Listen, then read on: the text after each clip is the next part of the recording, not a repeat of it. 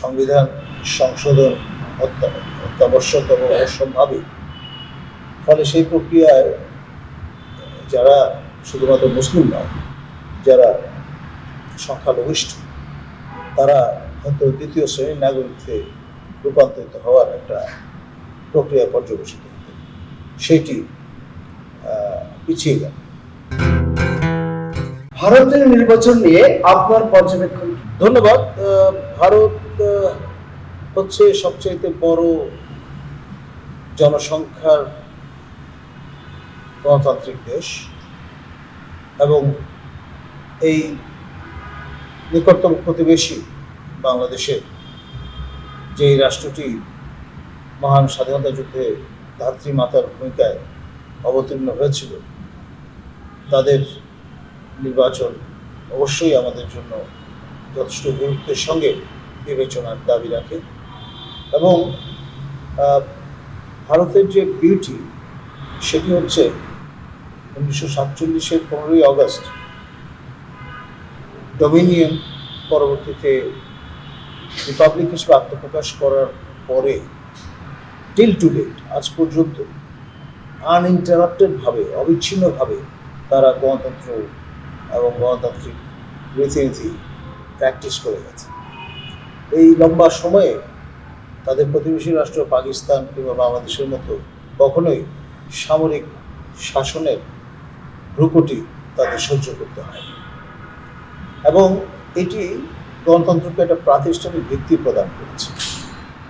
এবং বিশাল জনগোষ্ঠী এবং ইউনিটি ইন ডাইভার্সিটি বলে যে কথাটি আছে, আবার আরেকটি কথা এর সঙ্গে বলা হয়ে থাকে, সেটি হচ্ছে যাহা নাই জগতে তাহা আছে ভারতে। এইসব দিক হচ্ছে ভারতের স্ট্রেংথের জায়গা, সেটাও আমাদের গভীরভাবে উপলব্ধি করতে হবে, কোনো মন্তব্য করতে হবে। বিজেপি কেন একক সংখ্যাগরিষ্ঠতা পেল না? এটা হচ্ছে তারা যে প্যাকেজ হাজির করেছে জনগণের সামনে এবং যে কায়দার মার্কেটিংটা করেছে, সেটা ছিল ক্রিটিক্যাল। তা না হলে তারা টার্গেট করেছিল 400 ছাড়িয়ে যাবে, তার বদলে অনেকটা কাট্টু সাইজ অবস্থায় চলে এসছে। তাদের এখন সোল সার্চিং করতে হবে কোন জায়গাটায় তারা ভুল করেছে, জনগণের পালস বুঝতে, সেটা তাদের নির্ণয়। নাইডু ও নীতিশ ইউটার্ন করলে কি হবে বিজেপি? দেখুন, বিহার এবং দক্ষিণ ভারতের যে আঞ্চলিক রাজনীতি এবং তার মধ্য দিয়ে বেরিয়ে আসা আপনার রাজনীতিবিদ যারা, তারা যথেষ্ট সিজন, এবং সেই সঙ্গে ভারতে কেউ যদি এরকম পরিস্থিতিতে হর্স ট্রেডিংয়ে যেতে চায়, তাহলে পরিস্থিতি হয়ে উঠতে পারে আপনার দোদুল্যমান। সুতরাং ঝুঁকি আছে। সরকার গঠনে কংগ্রেসের কোনো সম্ভাবনা আছে কি? দেখুন, এখন পর্যন্ত নেই, কারণ হচ্ছে অ্যাবসলিউট মেজরিটি না পেলেও মেজরিটি অর্জন করতে সক্ষম হয়েছে আপনার বিজেপি এবং তার যে জোট এনডিএ।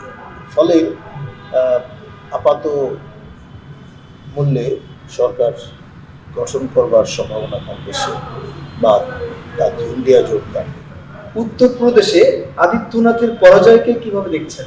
দেখুন, ওই একই, আসলে হিন্দুত্ব যে কার্ডটি বা ধর্মের যে কার্ডটি এই গান্ধারার রাজনীতির সঙ্গে যারা যুক্ত, তারা যখনই ব্যবহার করার চেষ্টা করেছেন, তার অতি ব্যবহারে তার আবেদন হারিয়েছে। ভারত হচ্ছে মাল্টি এথনিক একটি দেশ, বৈচিত্র্যের মাঝে এখানে ঐক্যের সুর বাজে। ফলে আপনি যদি বিভাজন এই কার্ডটি বারংবার খেলতে থাকেন, তাহলে যে ইউনিটির যে মোজাইক, সেটা ভঙ্গুর হয়ে দাঁড়ায়। এবং তার উৎকৃষ্ট উদাহরণ আমরা মণিপুরে দেখেছি।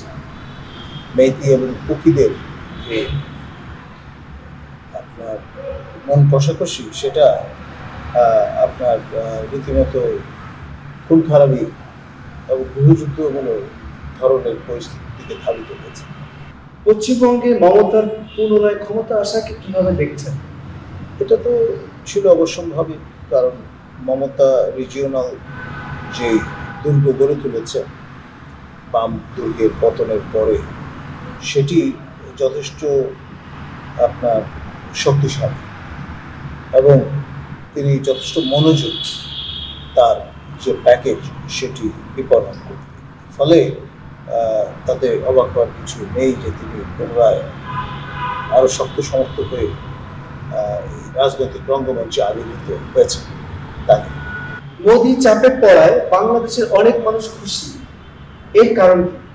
এটার কারণ হচ্ছে আপনার আসলে ধর্মের উপর ভিত্তি করেই তো 47-এ বিভাজন রেখা তৈরি হয়েছে এবং যেই মানচিত্র নিয়ে বর্তমান বাংলাদেশ অবস্থিত তা কিন্তু সেই ফরমার ইস্ট পাকিস্তানের মানচিত্র।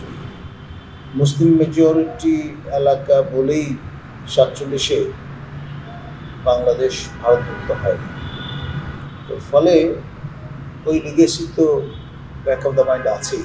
আমরা যতই আপনার ধর্মের কথা বলি, যতই সমজাতীয়তার কথা বলি, কিন্তু এই রিয়ালিটিগুলি তো একেবারে অস্বীকার করতে পারবো না। ভারতে মুসলিম নিপীড়ন এখন কি কিছুটা কমবে বলে মনে করেন? এটা আপনার হয়তো ভিন্ন মাত্রা লাভ করবে। আপনার আগে যেমন ব্যাপারটা দাঁড়িয়ে গেছিল এরকম যে সংবিধান সংশোধন অত্যাবশ্যক এবং অসম্ভাবী, ফলে সেই প্রক্রিয়ায় যারা শুধুমাত্র মুসলিম নয়, যারা সংখ্যালঘিষ্ঠ, তারা হয়তো দ্বিতীয় শ্রেণীর নাগরিকতে রূপান্তরিত হওয়ার একটা প্রক্রিয়া পর্যবেসিত হতো, সেটি পিছিয়ে গেল। ধর্মীয় রাজনীতি কি ভারতের মুখ থুবড়ে পড়তে যাচ্ছে? ধর্মীয় রাজনীতি এটি বিশ্বব্যাপী আমরা লক্ষ্য করছি, সর্বত্র এই কার্ড কোনো কোনো মহল ব্যবহার করার চেষ্টা করছেন। ভারত তার ব্যতিক্রম নয়। রাম মন্দির নির্মাণ করেও কেন মোদি ভারতবাসীর মন জয় করতে পারবেন? দেখুন, তিনি তো তার মতো করে চেষ্টা করেছেন।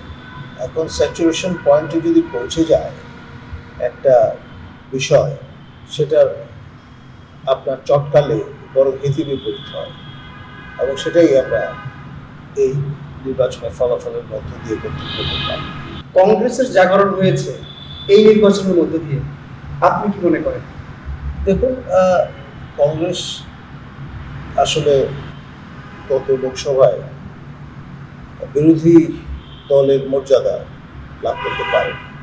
এইবার সরকার গঠন করতে না পারলেও ক্রেডিবল অপোজিশন হিসেবে কিন্তু তারা আবির্ভূত হয়েছে এবং যে মাইলকে মাইল পদযাত্রা যেটা করেছেন রাহুল গান্ধী, এটা কিন্তু আপনার ডিভিডেন্ড প্রদান করেছে।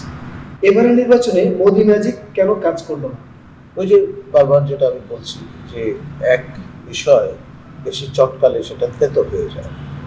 এখন আপনার স্যাচুরেশন পয়েন্টে যদি পৌঁছে যায় সেই ধরনের প্যাকেজে, তাহলে সেটা কোনো চমক দেখাতে পারে না এবং এটি আবারও স্বপ্রমাণিত হলো ভারতের নিরিখে।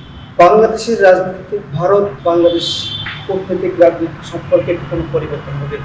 দেখুন, ভারত যদি একচ্ছত্র অঙ্গুলি হেলনে চলবার একটা পর্যায়ে পর্যবসিত হতো, তাহলে বিষয়টা হতো এখন যেহেতু তুলনামূলকভাবে দুর্বল সরকার গঠন করতে হচ্ছে বিজেপিকে, তো ফলে বাংলাদেশের চীনের প্রভাব বেড়ে যাওয়ার সম্ভাবনা আছে।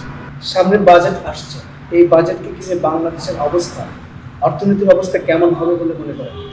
দেখুন, আপনার সামগ্রিকভাবে পরিবেশ পরিস্থিতি তো আগের মতো নেই। আমাদের যে বৈদেশিক ঋণ গ্রহণ আমরা করেছি তার রিপেমেন্ট শুরু হবে বা হচ্ছে, আর রেমিটেন্স আগের মতো সোনালি বার্তা প্রদান হতে করছে না। আর এর পাশাপাশি নতুন সরকার 7 জানুয়ারি নির্বাচনে গঠিত হবার পরে আমরা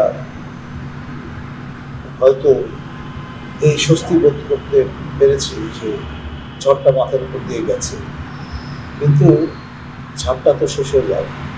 অনেকে বলছে অর্থনৈতিক বিপর্যয়ে বর্তমান বাংলাদেশ সরকার চলে যাবে। কিন্তু সরকার অর্থনৈতিক কারণে বিদায় হবে এটা গ্যারান্টি দিয়ে কেউ বলতে পারে না। অনেক নিয়ামকের উপর সেটা নির্ভর করে, এটা একটা নিয়ামক মাত্র। সেই জন্যে এত তাড়াতাড়ি এতটা হতাশ হওয়ার কোনো কারণ আছে বলে আমি মনে করি না।